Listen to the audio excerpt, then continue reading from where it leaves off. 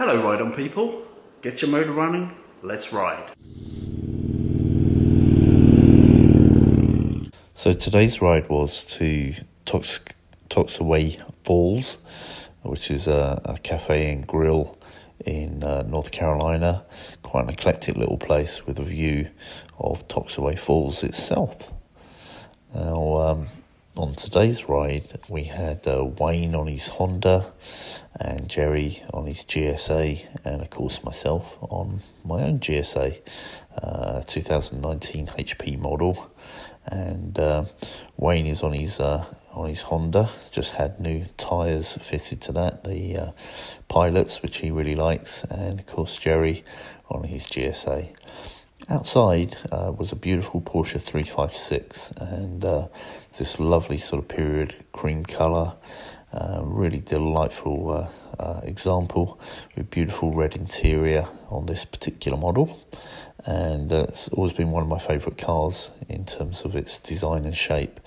Anyway, the three of us had a little bit of fun, and this is how we got on. So we're on the beautiful North Carolina 251 heading southbound, and we're going to hang a right in a second on the Tennessee Gap Road. We just had a Mustang pass us and it stinks. It's I don't know, it's burning oil or burnt brakes, but it's absolutely filling my nostrils with yuckiness, which is total contrast to the beautiful sight you're seeing ahead of us, because the weather today is stunning. We've got 68 degrees, it's nice and cool, gentle breeze, no humidity, just awesome. Not sure what this truck ahead is doing. Yeah man, Jamaica. Oh, thank you, that's very kind of you.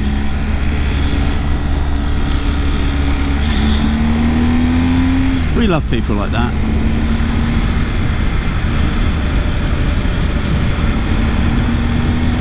Just open up the playground for us to enjoy ourselves. Oh, we're having such a beautiful ride today. We've come up north, we've gone through Highlands, Cashiers, up past Canada Lake, I think, and then Charlie's Creek, then down 251, and now we're going to cut west across Tennessee Gap Road, and then we're going to pick up 281, I think it is, southbound to Toxaway Falls and the Toxaway Grill. It's a place we've never been to before, but it looks like it's got a stunning view of the waterfall, and we figured that would be a good place for a ride on, ride out. And we've also not been on some of the roads up here, so this is a great day today, really enjoying it.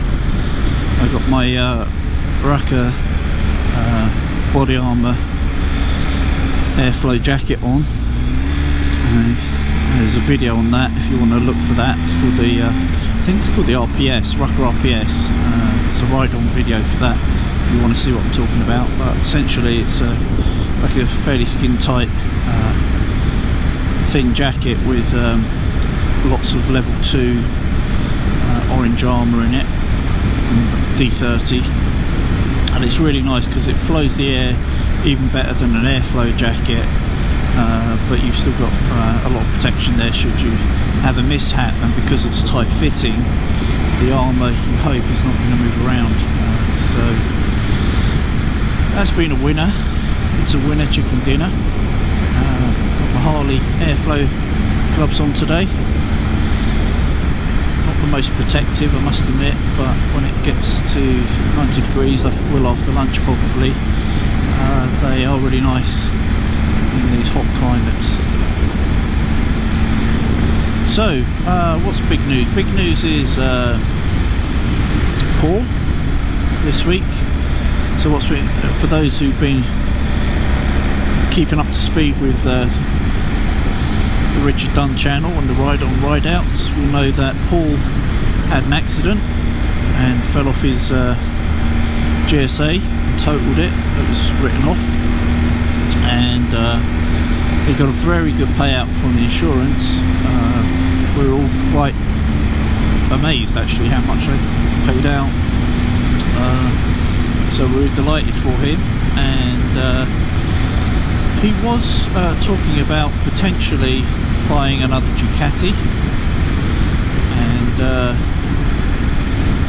he was going to buy another Multistrada, but he's actually bought, I can now reveal, with no influence from us, a BMW GS.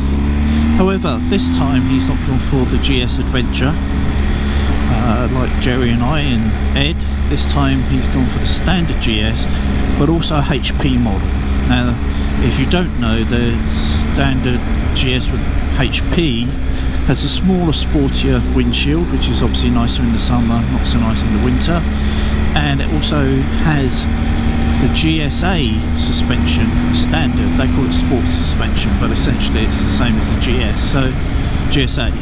So it sits a little bit higher than a regular GS and has a little bit more suspension travel, and looks a little bit sportier, and has probably the best spray job ever on a GS, I would say, probably nicer even than the GSA HP I'm riding, although that's all in the eye of the beholder. But everyone agrees that these bikes in the blue and white with the gold wheels really are quite a pretty thing, if you like that sort of thing, and clearly we do. So he's already got that run in, and he's off at a rally, BMW rally I think this weekend, so he's not riding with us today, and it's a bit upset because he really wants to ride this route, which is just so nice.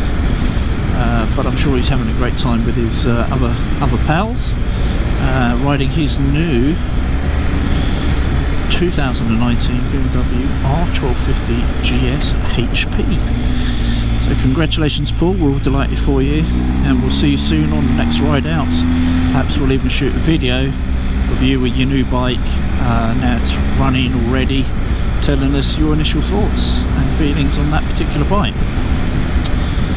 What else has been happening? Other news. Okay, another one of the Ride On crew, Eric.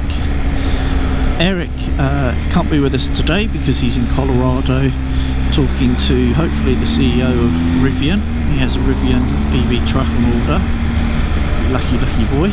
And but he's just come back from Africa, about 3 weeks, doing a organised rally tour there on a hired Honda Africa Twin.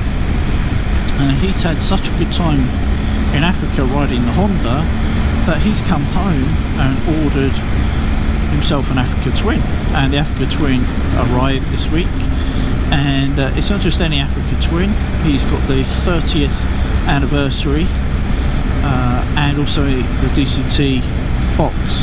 Now the bike he rode in Africa was the manual box, but he really fancied the DCT, and I don't blame him. I think I would. Most of the journos rate the DCT off-road better than the manual, and a lot of them prefer it on-road. And I must admit, the only bike I've ridden with manual box is well, a couple of electric Zero bikes, and it's not a dual clutch transmission as such, but it is auto, and I didn't think I would like that, but I actually loved it. So I think the DCT will be really good, and he's offered to let me have a short ride on that when it's running in, so I can get a feel for what the DCT is like. And I'd really like to do a video on that, give you my impartial feedback and thought on that.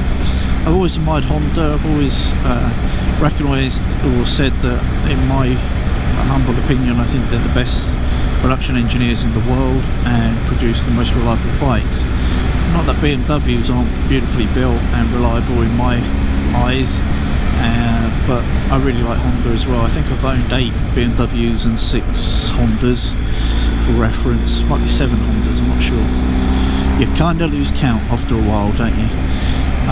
But they're good guys basically, and it'd be interesting to see. I haven't ridden a Honda for a long time, any Honda. I'd be interested to see the Africa Twin. I used to have one on order for, I had one on order I should say, before it came out, for several months, and I got so bored with it not arriving that I switched to a Monster 1200R for a bit of fun. And of course the week after I picked up the Monster, guess what, the Honda arrived. So they couldn't give me any indication of dates or arrival or anything like that, so I had no idea. But I actually had a DCT one on order,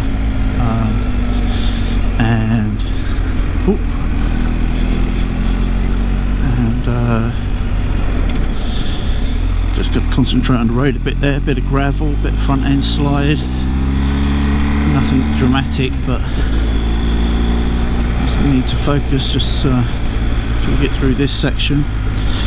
And so yeah, congratulations to Eric. He's a man that loves his bikes. In fact, we went to the Ducati Owners Club meet a couple of weeks ago, and we were the only riders on bikes. He was on his Multistrada and I was on the big GSA. And it's a bit sad, I think, if you go to a bike club night and you're the only riders, even when the weather's A1 peachy perfect. It's a sign of the times, I guess, but a disappointing one. You know, if you're passionate about riding, guess what, you'll ride. So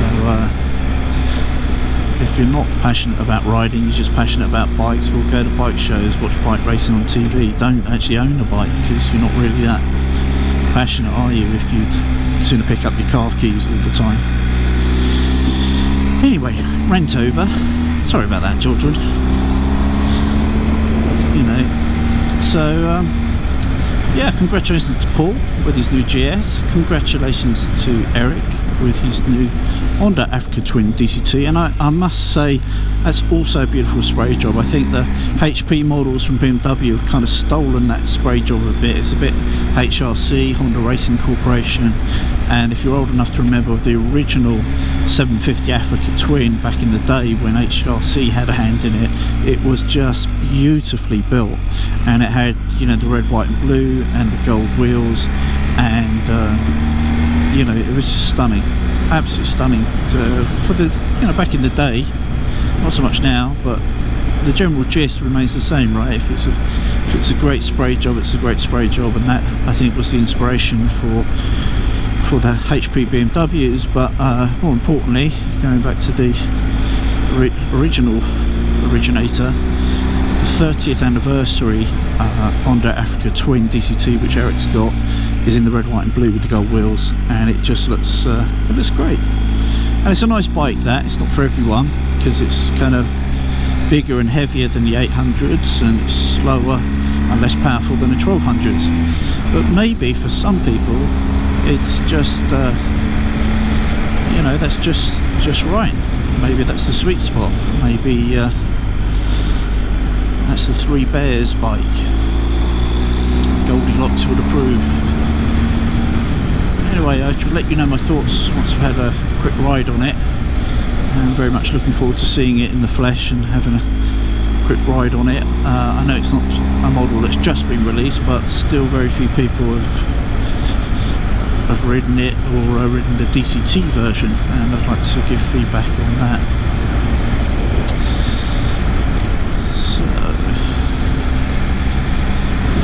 So today's ride, we've got Jerry behind me on his GS Adventure. He's just had his 12k service. He's had zero problems with the bike. I just had my bike rebuilt after the wild turkey incident, and if you've not seen that, have a surf for ride on fatal accident, you'll see where I hit a wild turkey and it explodes. I actually had two cameras on the bike that day, one facing forwards, one back, so I've got kind of slow-mo of that. Sad demise of the turkey, unfortunately. And stick my leg out for the boys here. There's loads of sand everywhere, and so that's been rebuilt. I've got lovely new bodywork. I've top coat F11'd it. It's all super slick and shiny. Looks amazing. Very, very pleased with the bike, and I've done about 4,744 miles, So we're getting ready for the 6K service soon. We've got a guys trip away to the mountains planned up on Santipla Lake, and so I'm hoping to get the 6K service in before that. Jerry, the mole muncher that he is, has just done his 12K service, so he's forging ahead, and he's got a fresh pair of hoops, the original Michelin Anarchy Adventure tyres. Lasted him 6K. They were definitely done by then, but he did manage to nurse them to the 6K service, and he put another fresh set on, and again he'll want the same again for his next service at 18K, no doubt. I'm very pleased with this tyre. I wouldn't put anything else on my bike at the moment. You know, the Bridgestone Pilots are very good, excellent in the wet, but they do wear faster. The original Anarchy is a good all-round tyre, but it's not quite as good, not quite as grippy as this, I think.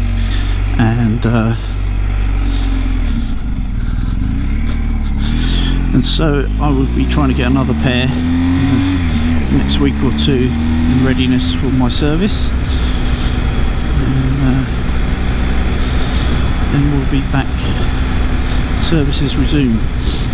I was supposed to be riding MVs last week. I've never, do you know, I think I've ridden about 250 bikes, and I've ridden practically every brand I can think of, including zero electric bikes, but I don't think I've ever ridden an MV. And I was going to be riding a couple of them last Saturday, and we actually had an absolute monsoon of a weekend in the rain, so I was unable to, but I hope I'll be doing that in a couple of weeks time. I also rode some of the new Indians, and sod's law, I had a problem with my recording equipment, and I lost the footage, and it's really annoying. I rode the 2019 refreshed Indian Chieftain. I have ridden the original, and I have to say I'm not convinced the changes have improved it that much. The TFT is better. There's a couple of bells and whistles which are a little nicer, but I don't like the seat so much, and it's kind of changed shape and kind of locks you into one position, and I just didn't like it very much. And also the shape of the fairing has changed, and it hasn't improved the wind flow, and looks a bit more angular, and you know, it's trying to distinguish itself from the Harley Street Ride that little bit more. But I don't know, just overall it was a bit meh, you know. It wouldn't put me off buying one if I was in the market, but it's still big and heavy with a clunky gearbox, and you know, not much better, if better at all, than a Street Glide. The other bike I rode was much more interesting and fun, and that is the new FTR 1200S flat tracker. And I have to say, what a bike! It was great. It felt light and responsive. It's powerful. It doesn't, seat of the pants, it doesn't feel quite as powerful as they claim. I think they claim about 120 horsepower. I would have said it feels more like about 100 horsepower, but with about 80 pound per feet of torque. Torque feels very healthy, it's very quickly accessible, and the engine spins up nicely and much smoother than the big Indians as well. Other things that I really liked about the bike is the clocks are touch screen, not just TFT but touch screen, and it's really nice to be able to instantly just press the screen like you would a GPS or whatever, toggle off your traction control, pull some wheelies, have some fun, and then put it all back on and ride to work. And the bike looks like a plank, doesn't it? You know, when you see it you think, oh yeah, that's sexy looking, that's almost like a Stores Harley flat tracker or something, but it's actually very comfortable. I found the seat doesn't seem to be particularly thick, and the suspension seems to be very firm, but then you ride it and it's like, actually this is good, I think I could do some miles on this.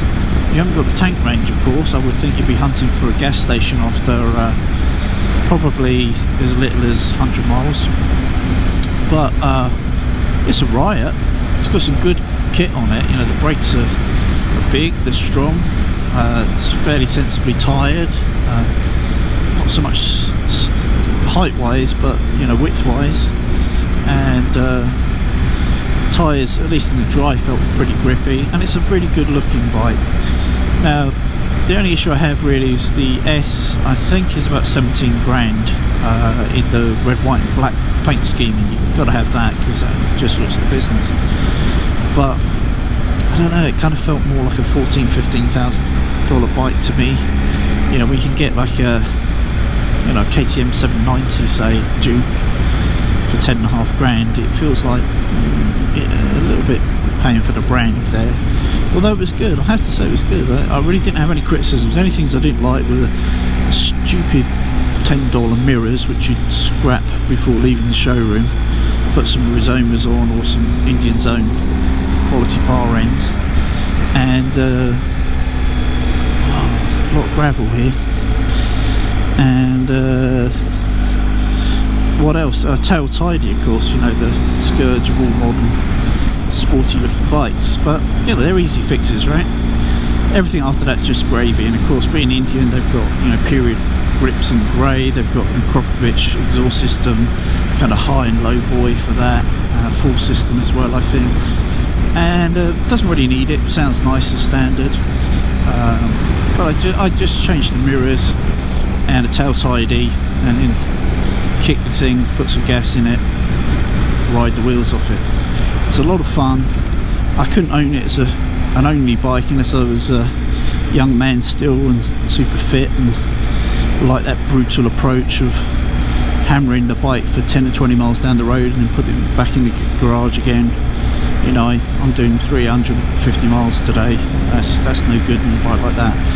But as a second bike for solo fun, when the mood strikes and you really want to go out and ride some roads like we're riding today, actually, but you know, perhaps a shorter distance on it than we're doing today. Yeah, I think that would be, it's a good choice. It's probably, I mean, there's a lot of bikes I thought about buying as a second bike this year, things like the Triumph Speed Twin and things like that, but I think that one might come the closest because it's very, very different from what I currently ride in the GSA. It's sufficiently different, you know, it's not exactly the same thing. So will I buy one? Well, never say never. You know, if bikes like the Fat Bob and the FTR 1200S or the Speed Twin, I think they have their place and it could be a lot of fun, but no, I think I'll be hanging on to the GSA for some time, if not indefinitely, as long as I don't hit any more wild turkeys. And I don't know, if I was to buy a second bike at the moment, well, what would I buy? Well, I would love one of the Triumph Factory Custom Rocket 3s, but they're like 30 grand and I ain't got 30 grand to spend on a used bike, or a second bike rather. It's another bike, incidentally, Eric has on order, bless him. Gotta love Eric, live my life vicariously through him in terms of motorcycle purchases. But the stocker looks like it'll be really good, and it just depends whether they hit a sweet spot on the price on that. That would interest me, the new 2.5 litre Rocket 3 that's lost about 50 kilo, about, you know, 105 pounds or whatever. That would be of interest. And what else? I think the thank you. I think the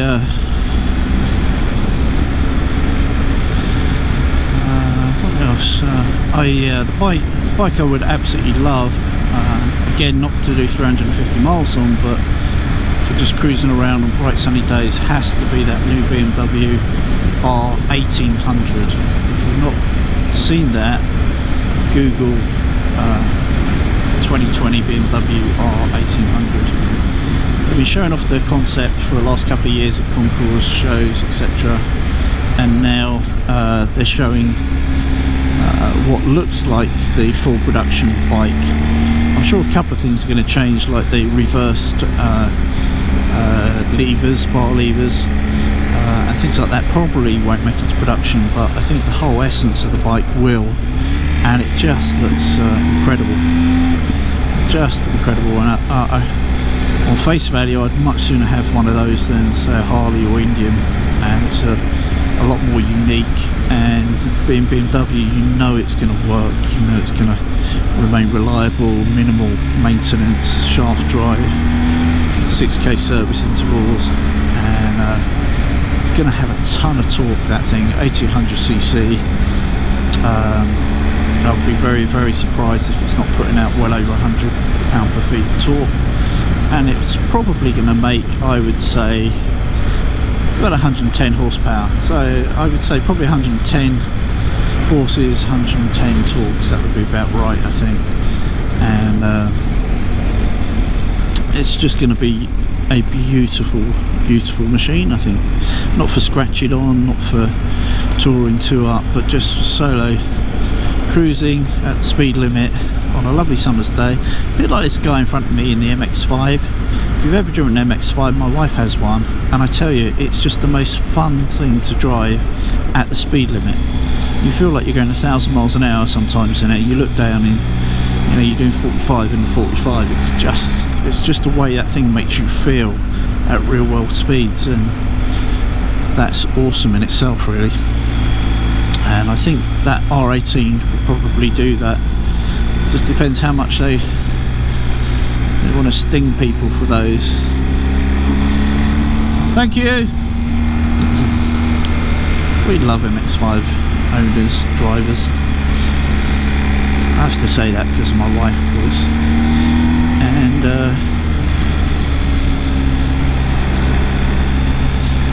so I was saying, yeah, the R18, that's going to be lovely, that thing.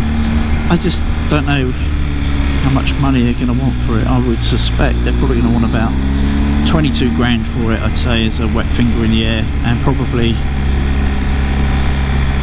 23 maybe for the Rocket 3. So a lot of money, particularly for a second bike, but can't wait to see those and hopefully ride those in the sometime future. So really that's the vlog for today. I didn't want, there's nothing amazing, spectacular to go through or show you on today's ride. We're just up in the mountains enjoying some really lovely roads and lovely weather, good company, and want to bring you up to speed with how Paul's doing.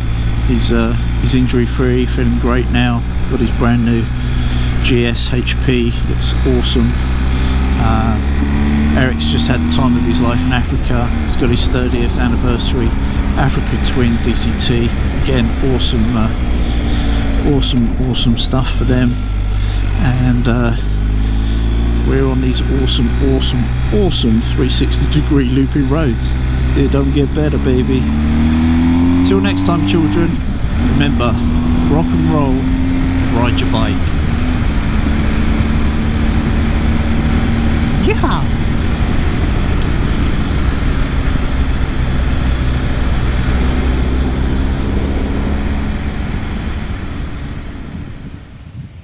Well, I hope you enjoyed this video. I really appreciate all your feedback and support for the Ride On channel. I hope you're already a Ride On subscriber, but if not, please subscribe straight away. And last but not least, ride often, ride carefully, ride on.